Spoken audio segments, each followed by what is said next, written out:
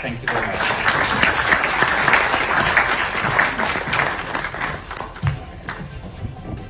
Thank you, Martin, for that very flattering introduction. Assalamu alaikum. Good evening, Honorable Judge of the Supreme Court of Pakistan, Justice Qazi Faiz Isa, Honorable Judges, colleagues and friends. Thank you for inviting me to say a few words this evening. I want to start by wishing everyone a happy International Women's Day today. On this day, what is most pressing on my mind, and I'm sure many other minds, is the rights of our Afghan neighbors and sisters. We have seen horrendous stories come out of Afghanistan, and being neighbors, it has impacted us. When a girl child is sold in Afghanistan for food, the impact is not just felt in Afghanistan, but in Pakistan and around the world. On this day, I want to take a moment to salute our Afghan sisters for standing resolutely in the face of brute violence, even after world superpowers fled and abandoned them. I want to start by thanking our organizers, Bloomsbury Pakistan and the SOAS Pakistan Society. In particular, I would like to thank my dear friend Nadir Chima for his dedication in putting this event together.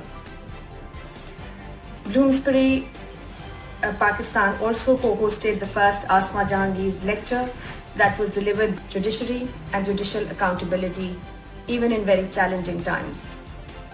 It is therefore no surprise to me that he's asked to speak on this topic, on the role of judiciary in upholding democratic rights and processes. Today's topic and speaker was independently chosen by the students at SOAS. We are here also to celebrate the legacy of my mother, Asma Jahangir. What she was admired and remembered throughout the world was in her ability to speak truth to power, and to speak truth to power at challenging times and very, very clearly. For her, it was not about personalities, but principles. Many thought that she was taking an unpopular stand, but she was committed to the principle. For example, when MQM leader Altaf was blacked out from appearing on any media channel, she defended him because she felt that his right to express himself was violated. Nowhere does our law state that an absconder, someone we don't like, someone we find we can't vote for, is not allowed to express himself or herself. We now see that even thrice elected Prime Minister Nawaz Sharif, leader of one of the largest political parties of Pakistan, has been blacked out from the media.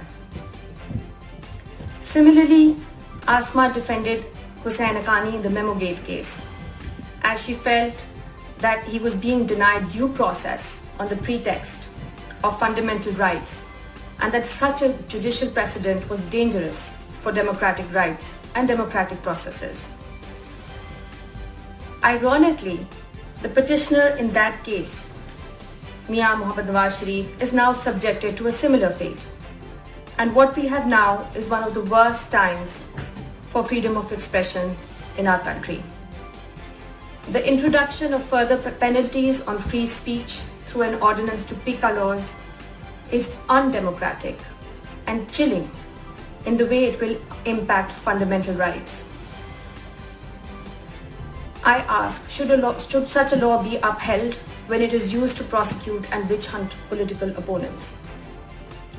For Asma, no.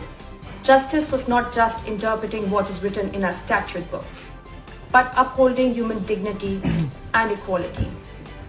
In our statute books, we even have punishments of stoning to death, of lashings, of amputations.